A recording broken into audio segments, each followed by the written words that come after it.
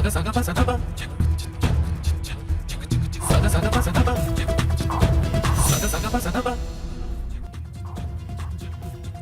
मैं हूं आयुषी नेगी आपके साथ और आप देख रहे हैं एबीपी गंगा का मेगा न्यूज बुलेटिन सत्याग्रह। नमस्कार, मैं हूं आपके साथ गुंजन। सत्याग्रह में आपको उत्तर प्रदेश की हर राजनीतिक हलचल और बड़ी खबर दिखाएंगे। गुरुवार को मैनपुरी लोकसभा उपचुनाव के लिए सपा की तरफ से डिंपल यादव के नाम का ऐलान होने के साथ ही भाजपा ने अखिलेश यादव पर हमले तेज कर दिए हैं। भाजपा समाजवादी पार्टी पर परिवारवाद का आरोप लगा रही है, लेकिन अब भाजपा ने ये कहते हुए अखिलेश यादव पर हमला शुरू कर दिया है कि वो परिवार में ही दोहरे मापदंड अपना रहे हैं। केंद्रीय मंत्री एसपी सिंह बघेल ने कहा कि अखिलेश यादव भाई के लिए प्रचार करने नहीं गए, लेकिन पत्नी के लिए अब मैनपुरी में कैंप भी करेंगे। फिर उनका डबल स्टैंडर्ड होगा कि खुद की छोड़ी गई सीट आजमगढ़ पर जहां भाई ही चुनाव लड़ रहा था वो वहां नहीं गए। वहीं 2019 लोकसभा चुनाव में कन्नौज से डिंपल यादव को हराने वाले सुब्रत पाठक ने कहा कि संभव होता तो अखिलेश यादव अगली पीढ़ी को भी चुनाव मैदान में उतार देते। मेरा इतना ही कहना है कि चूंकि अखिलेश जी के बेटा और बेटी एक ही उम्र चुनाव लड़ने लायक नहीं है, तो नहीं तो उनको लाते, तो अब बेटा बेटी चुनाव लड़ नहीं सकते, तो इसलिए अपनी पत्नी को टिकट दे दिया है। जबकि धर्मेंद्र अखिलेश यादव ने आजमगढ़ उपचुनाव में अपने चचेरे भाई धर्मेंद्र यादव को मैदान में उतारा था, लेकिन अखिलेश ने न तो धर्मेंद्र यादव के लिए आजमगढ़ में और न ही रामपुर में प्रचार किया। ऐसे में बड़ा सवाल बन गया है कि क्या अखिलेश सेफ सीट होने के बावजूद डिंपल यादव के लिए मैनपुरी में प्रचार करेंगे या फिर नहीं।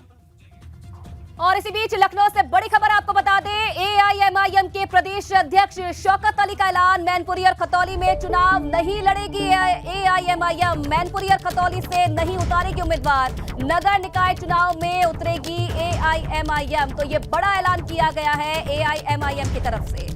बिल्कुल, तो बड़ी जानकारी आपको दे दें, मैनपुरी और खतौली की सीट पर उपचुनाव होना है, लेकिन एआईएमआईएम ने साफ कर दिया है कि नगर निकाय चुनाव में तो अपना प्रत्याशी उतारेगी एआईएमआईएम, लेकिन उपचुनाव में कोई भी प्रत्याशी नहीं उतारा जाएगा। मैनपुरी और खतौली में अपना उम्मीदवार एआईएमआईएम नहीं उतारेगी।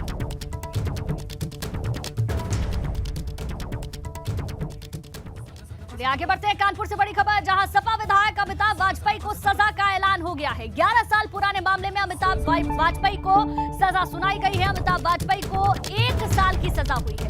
4 अक्टूबर 2011 को बिठूर थाने में एफआईआर दर्ज हुई थी, वाणिज्य कर टीम के साथ मारपीट करने का ये पूरा मामला, जिसमें सजा सुनाई गई है। बिल्कुल, तो ये बड़ी जानकारी आपको दे दें, कानपुर से है, सपा विधायक अमिताभ वाजपेयी को सजा का ऐलान हो गया है। 11 साल पुराने मामले में अमिताभ वाजपेयी को ये सजा सुनाई गई है। अमिताभ वाजपेयी को 1 साल की सजा सुनाई गई है। 4 अक्टूबर 2011 को बिठूर थाने में एफआईआर दर्ज हुई थी और वाणिज्य कर टीम के साथ मारपीट करने का पूरा मामला है, जिसमें आज अमिताभ वाजपेयी को 1 साल की सजा सुनाई गई है। एमपी एमएलए कोर्ट ने आज अमिताभ वाजपेयी विधायक को सजा सुना दी है। वो हमारे साथ है, उनसे बात कर लेते हैं। अमिताभ जी क्या सजा सुनाई गई है? 1 साल की सजा है और 8600 का जुर्माना है। एक व्यापारी के सम्मान की लड़ाई थी, उसमें सजा हुई है, लेकिन हम भरोसा दिलाते हैं कि व्यापारियों के सम्मान की लड़ाई जहां भी लड़नी होगी हम बेफिक्र होकर लड़ते रहेंगे, संघर्ष से पीछे नहीं हटेंगे। जमानत मिल गई? जमानत मिल गई, आगे हम लोग हाईकोर्ट जाएंगे। रामपुर विधानसभा चुनाव के लिए आज से नामांकन की शुरुआत हो चुकी है, जिसके लिए ओम प्रकाश राजभर की पार्टी के अलावा किसी ने कोई प्रत्याशी घोषित नहीं किया है। मैनपुरी लोकसभा सीट हो या फिर रामपुर विधानसभा सीट, दोनों ही जगह सपा सहानुभूति को कैश कराना चाहती है। ऐसे में रामपुर उपचुनाव के लिए समाजवादी पार्टी में टिकट दावेदारों में आजम खान की पत्नी तंजीन फातिमा का नाम सबसे आगे चल रहा है। ऐसे में तंजीन अगर मैदान में आती हैं तो भाजपा उनके मुकाबले किसे सामने लाएगी, ये बड़ा सस्पेंस है। रामपुर विधानसभा सीट मुस्लिम बाहुल्य है, यहाँ करीब 4.25 लाख वोटर है। इनमें से सबसे ज्यादा 80,000 वोट मुस्लिम है, जहाँ से भाजपा कभी जीत नहीं सकी है। ऐसे में पार्टी ने अपनी पूरी ताकत लगा दी है। तमाम जगह मुस्लिम समाज के लोगों ने आगे बढ़कर भारतीय जनता पार्टी के प्रत्याशी को वोट दिया, उन्हें जिताकर ये स्पष्ट संकेत दे दिया कि आज का मुस्लिम ये तरक्की पसंद मुस्लिम है। इसी कड़ी में रामपुर में 12 नवंबर को भाजपा अल्पसंख्यक मोर्चा की तरफ से अल्पसंख्यक लाभार्थी सम्मेलन का आयोजन करने वाली है, जिसमें पार्टी अल्पसंख्यक समाज को खास संदेश देने की कोशिश करेगी। सम्मेलन के जरिए भाजपा सपा के किले को भेदने की कोशिश करेगी। बाहुबली पूर्व सांसद अतीक अहमद लंबे वक्त से जेल में बंद है, लेकिन अतीक अहमद की पत्नी ने राजनीति में उतरने का ऐलान कर दिया है। अतीक अहमद की पत्नी शाइस्ता परवीन ने प्रयागराज में एक प्रेस कॉन्फ्रेंस की और न सिर्फ राजनीति में अपनी एंट्री का ऐलान किया, बल्कि यूपी की सियासत में नए समीकरण का खाका भी पेश कर दिया। अतीक अहमद की पत्नी ने कहा कि वो प्रयागराज से मेयर का चुनाव लड़ने जा रही हैं। सांसद जी को कहना है कि मेयर की सीट बैकवर्ड हो या जनरल हो, आपको चुनाव लड़ना है। शाइस्ता परवीन ने कहा कि वो जल्द ही AIMIM और बसपा के बीच गठबंधन के लिए बसपा अध्यक्ष मायावती से मुलाकात करेंगे और उन्हें गठबंधन के लिए मनाएंगी। मैं जा रही हूँ बहन मायावती जी से मिलने, और अगर वह तैयार हो गई तो मैं MIM और बहुजन समाज पार्टी के अलायंस से चुनाव लड़ूंगी। शाइस्ता परवीन ने शिवपाल यादव को लेकर भी अपनी हमदर्दी जाहिर करते हुए कहा कि अखिलेश यादव को डिंपल की बजाय अपने चाचा को प्रत्याशी बनाना चाहिए था। मुलायम सिंह जी के निधन के बाद मैनपुरी से चुनाव लड़ने का हक उनके छोटे भाई शिवपाल यादव जी का है। शिवपाल जी को लड़ाने से सपा भी मजबूत होगी।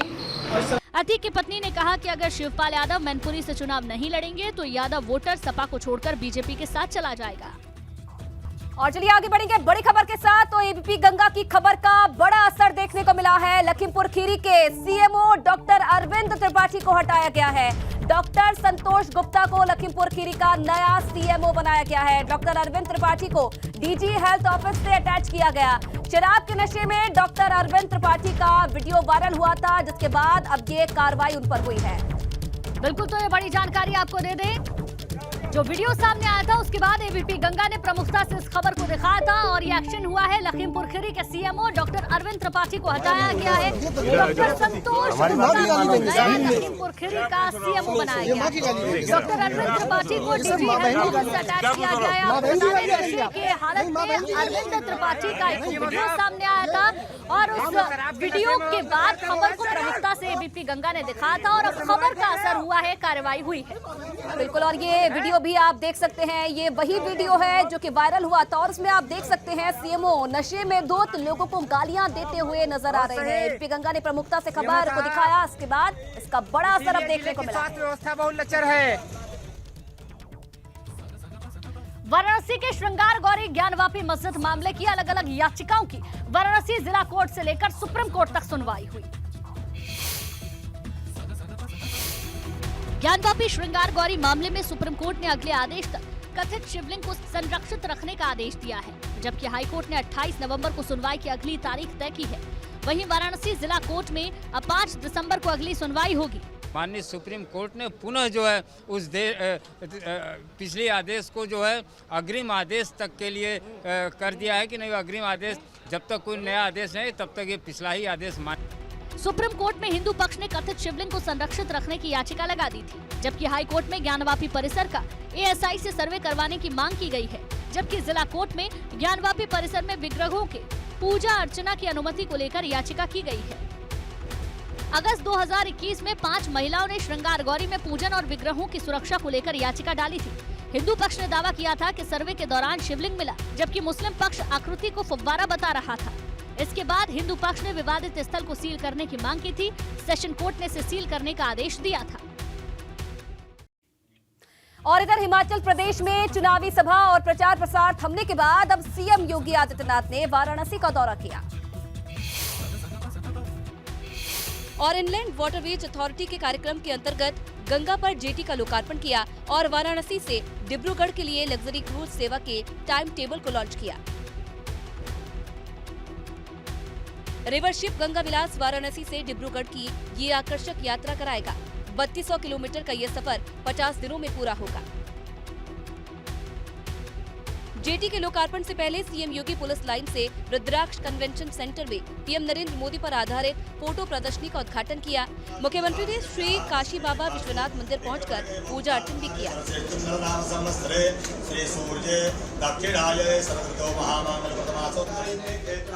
मुख्यमंत्री बनने के बाद योगी आदित्यनाथ अब तक 91 बार विश्वनाथ दरबार में मत्था टेक चुके हैं। वाराणसी दौरे पर CM ने सबसे पहले वाराणसी के रुद्राक्ष कन्वेंशन सेंटर में प्रधानमंत्री मोदी के जीवन पर आधारित पेंटिंग प्रदर्शनी का लोकार्पण किया। बांदा जेल में बंद पूर्वांचल के माफिया डॉन और बाहुबली नेता मुख्तार अंसारी का बुरा दौर जारी है। मनी लॉन्ड्रिंग मामले की जांच में जुटी प्रवर्तन निर्देशालय ने मुख्तार अंसारी के परिवार के बाद उनके करीबियों पर भी शिकंजा कसना शुरू कर दिया है। मुख्तार के विधायक बेटे अब्बास अंसारी से लेकर रिश्तेदार सरजील रजा तक ईडी की कस्टडी में है और प्रवर्तन निर्देशालय की जांच का दायरा और बढ़ता जा रहा है। मुख्तार के मददगार ईडी के रडार पर हैं। प्रवर्तन निर्देशालय धुआंधार एक्शन ले रहा है, छापेमारी चल रही है। पिछले दिनों मुख्तार के विधायक बेटे अब्बास अंसारी और साले आतिफ रजा ने जांच एजेंसी के सामने कई राज उगले थे, जिसके आधार पर ईडी अब मुख्तार के सहयोगियों को भी गिरफ्तार करने की तैयारी में है। प्रवर्तन निदेशालय ने मुख्तार अंसारी की विकास कंस्ट्रक्शन कंपनी के सीईओ को समन भेजा है। साथ ही एफसीआई के पूर्व और मौजूदा कर्मियों को भी समन जारी किया गया है। जिन्हें समन भेजे गए हैं उन सभी के बयान दर्ज किए जाएंगे। समन मिलते ही सीए बीमार हो गया और अस्पताल में भर्ती हो गया। मनी लॉन्ड्रिंग मामले में सीए का अहम रोल बताया जा रहा है, क्योंकि मुख्तार अंसारी की सभी कंपनियों का वित्तीय कामकाज वही संभालता था।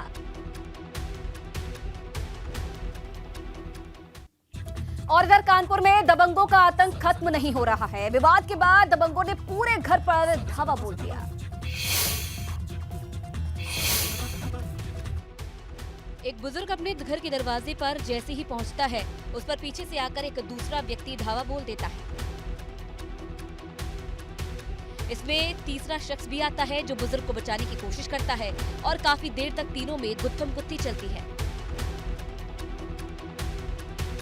सड़क पर सरेआम मारपीट होती रहती है और इसके बाद कुछ लोग आते हैं और बुजुर्ग के घर पर पथराव करते हैं, बड़े-बड़े ईंट चलाते हैं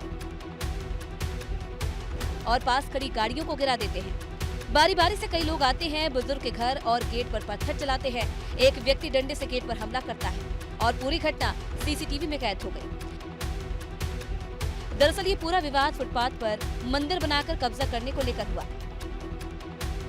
बराच्छा इलाके में जमीन कब्जाने वाले भूमाफिया की शिकायत बुजुर्ग ने की तो उसके साथ मारपीट की गई। सीसीटीवी फुटेज के आधार पर पुलिस ने 2 लोगों को गिरफ्तार किया है। वहीं यूपी पुलिस की एक महिला दरोगा का वीडियो वायरल हो रहा है, जो कहीं न कहीं खाकी को शर्मसार करने वाला है। भीड़ के बीच सादे कपड़ों में खड़ी ये महिला दरोगा है, जो एयरपोर्ट चौकी की प्रभारी सुनीता बताई जा रही है। लेकिन इन्होंने पब्लिक के बीच जो कारनामा किया है वो शर्मसार करने वाला है।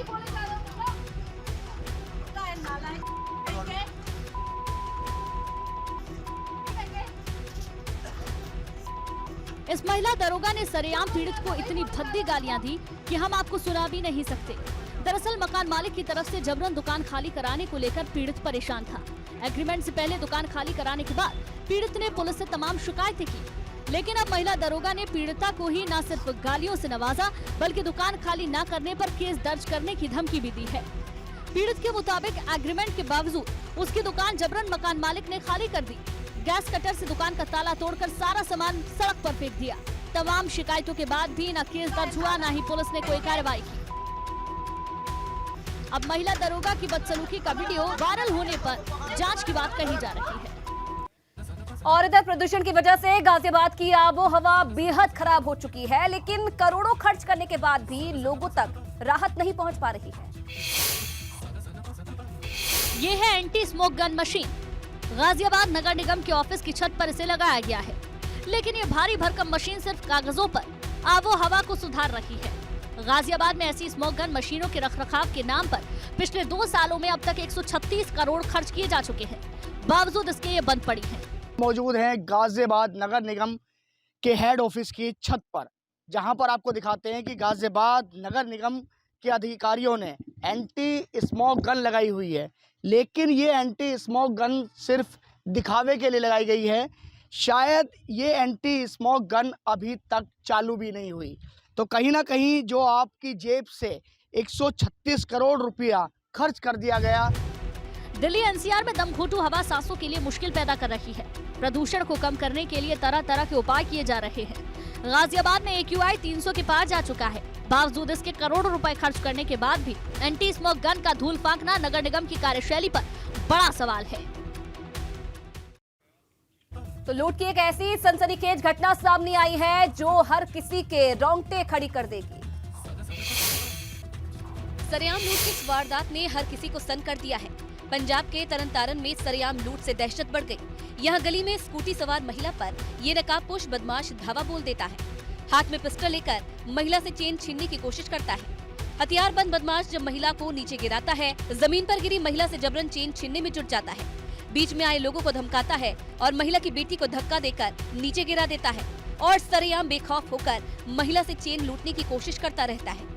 महिला के गले से चेन तोड़ने के बाद बेटी को धक्का देता है और फिर बंदूक की नोक पर पड़ोसियों को धमकाने के बाद नीचे गिरी चेन को उठाकर मौके से फरार हो जाता है।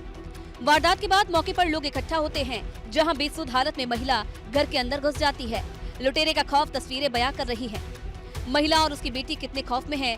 सरेआम लूट की यह घटना वहां लगे सीसीटीवी कैमरे में कैद हो गई, लेकिन बंदूक के दम पर सरेआम इस लूट की वारदात से हर कोई हैरान है। अब पुलिस इस लुटेरे की तलाश में जुटी है, जिसे जल्द गिरफ्तार करने का दावा किया जा रहा है।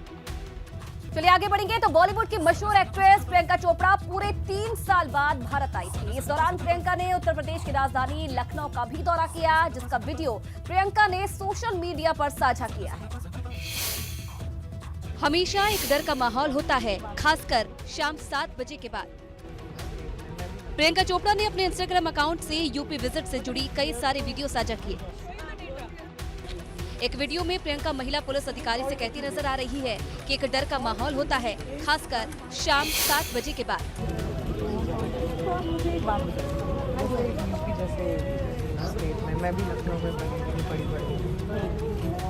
प्रियंका की बातें सुनने के बाद पुलिस अधिकारी उन्हें कॉल ट्रैकिंग यूनिट के कामकाज को दिखाने के लिए अंदर ले जाती है। पुलिस अधिकारी प्रियंका को दिखाती है कि हेल्पलाइन में कैसे काम होता है। इसके बाद महिला पुलिस अधिकारी ने प्रियंका को उस यूनिट से मिलाया जो लोगों की सेवा के लिए दिन रात तत्पर है। दरअसल यूनिसेफ की गुडविल ब्रांड एम्बेसडर होने के नाते प्रियंका लखनऊ आई और बच्चों के एजुकेशन, हेल्थ और सेफ्टी को लेकर किए जा रहे कामों को देखा। 24 घंटे 7 दिन काम करने वाला WPL यानी कि वुमेन पावर लाइन का पूरा विंग IPS अधिकारी नीरा रावत की देखरेख में काम करता है। और इधर दक्षिण भारत के लिए शुक्रवार का दिन बेहद खास रहा। प्रधानमंत्री नरेंद्र मोदी ने लगभग 5,000 करोड़ रुपए की लागत से बने बेंगलुरु के केम्पेगौड़ा इंटरनेशनल एयरपोर्ट के टर्मिनल 2 का उद्घाटन किया। सुनहरे रंग से दमकता ये है बेंगलुरु एयरपोर्ट का टर्मिनल 2, जिसे बेहद खूबसूरत तरीके से गोल्डन थीम पर बनाया गया है। देखने में ये एयरपोर्ट टर्मिनल कम कोई लग्जरी होटल या राजमहल ज्यादा दिखाई देता है। एयरपोर्ट के डिजाइन में कर्नाटक और दक्षिण भारतीय संस्कृति की झलक साफ नजर आती है। ये एयरपोर्ट कई मायनों में खास है। आलीशान और भव्य दिखने वाले इस एयरपोर्ट में 17 सुरक्षा चेक इन लेन बनाए गए हैं। टर्मिनल के गेट लाउंज में बैठने की क्षमता तकरीबन 6,000 लोगों की है। 5,000 करोड़ की लागत से बना ये टर्मिनल 2 सालाना करीब 5 से 6 करोड़ यात्रियों को संभालने में सक्षम होगा। अभी यहाँ यात्रियों की क्षमता सालाना 2.5 करोड़ है। एयरपोर्ट के बनाने में स्वदेशी तकनीक का इस्तेमाल किया गया है और इसमें रिन्यूएबल एनर्जी का 100% इस्तेमाल किया गया है।